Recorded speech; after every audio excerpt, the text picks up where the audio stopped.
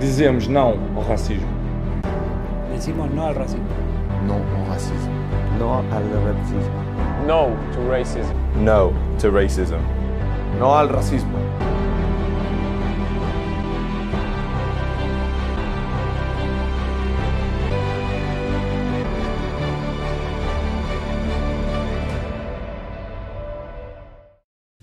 Top 10 most racist moments in football. Number 10. Mario Balotelli.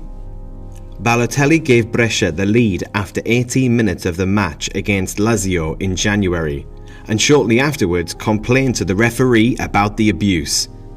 "It's already the second time," Balotelli told referee Gianluca Manganiello after half an hour, with the latter replying, "Now I'll take care of it." The referee briefly interrupted the match, and Lazio coach Simone Inzaghi gestured in front of the visiting fans to stop the chanting. Lazio fans that were today at the stadium, shame on you. #say no to racism, Balotelli posted on his Instagram after the game. Italian international Balotelli previously faced racist chanting during his team's 2-1 defeat against Verona in November. In the 55th minute of the match, Mario Balotelli decided he had heard enough. Taunted by a chorus of monkey chants from fans of the opposing Verona team, the 29-year-old, who was one of Italy's best-known sportsmen, opted to hoof the ball into the stands, forcing the referee to halt the game. Number 9. Dani Alves. One of the most popular clips of the last few years involves Barcelona's ex-right-back Dani Alves. The marauding Brazilian defender was playing against Spanish opposition Villarreal, but was subjected to a fan throwing a banana at him. After it hit the turf, Alves picked up the banana and took a bite, before taking a corner. Villarreal was later fined around $15,000 for the incident by the Spanish Football Federation. This sparked a global social media drive against racism, with a number of different players getting involved. Depicting eating a banana, it was later satirized by the likes of Sergio Aguero and Luis Suarez. Number 8. John Terry. During a Chelsea vs Queen's Park Rangers game, video footage began swarming around the internet.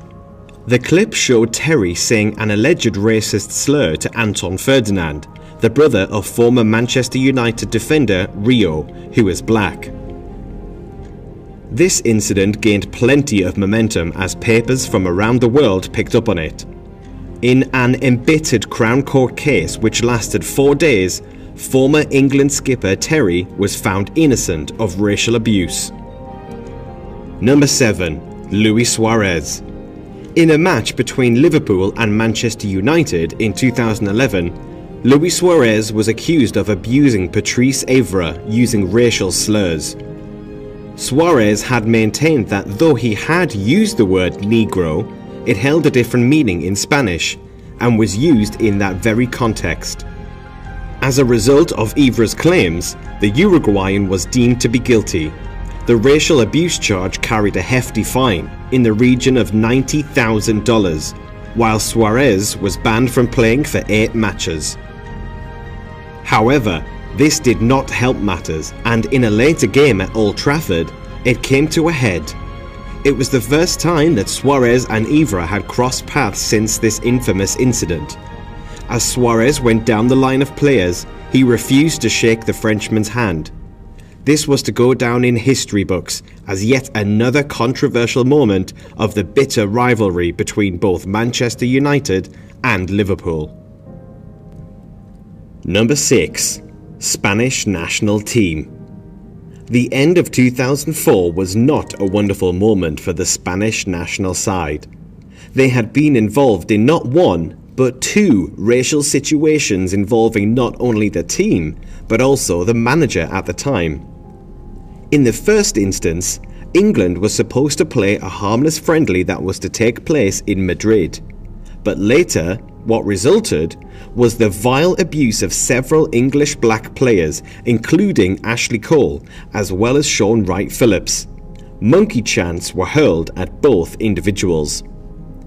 Later that year, Spain coach Luis Aragonés landed himself in hot water.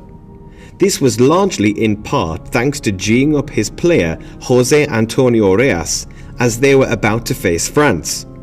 Unfortunately, Aragonés referred to Gallic star Thierry Henry as a black. Number 5. Real Zaragoza. While playing for the Catalan giants of FC Barcelona, Samuel Eto'o had to undergo racial abuse. This took place in February 2005 when Barcelona faced Real Zaragoza away from the Camp Nou. What unfolded was pretty awful, as the Cameroon international had to hear a host of monkey noises every time he touched the ball. Meanwhile, another Zaragoza fan even threw peanuts. All of this was simply because he was black. But 12 months later, he nearly walked off in protest. The exact same chanting occurred, but Eto'o was not prepared to take any more abuse. When Eto'o almost walked off the pitch, he could be seen saying in Spanish, "No más," or "No more," over and over again. Number 4. Paulo Di Canio.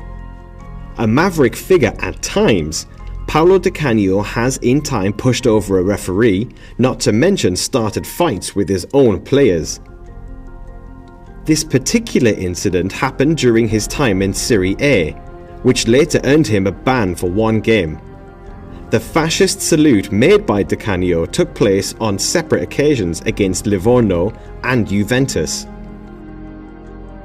The most controversial episode was when he made the same salute at the end of a game when his former club Lazio beat their arch-enemies Roma by 3-1.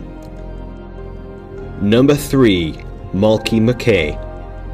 Mackay was a common fixture in news headlines when his anti-Semitic, fat-phobic and sexist sentiments came to light. The former Premiership manager was under investigation on account of a series of texts between himself and Ian Moody. He was known to use phrases such as "fat Jew" and "chinks," and in another text with a colleague he said, "Go on, Fat Phil, nothing like a Jew that sees money slipping through his fingers." Number 2. Ron Atkinson. Commentators should always know when the microphone is on them. Apparently, some are exempt from this rule, as in the case of Ron Atkinson. In April 2004, the ex-Aston Villa and Manchester United manager was commentating on a match between Chelsea and Monaco. Unfortunately, to his surprise, Atkinson's comments on French defender Marcel Desailly were picked up. This was detrimental to Atkinson as he believed that his microphone was switched off, and commented on the Frenchman's defending as what is known in some schools as a lazy, thick. He was later sacked from his role with the British broadcasting station ITV.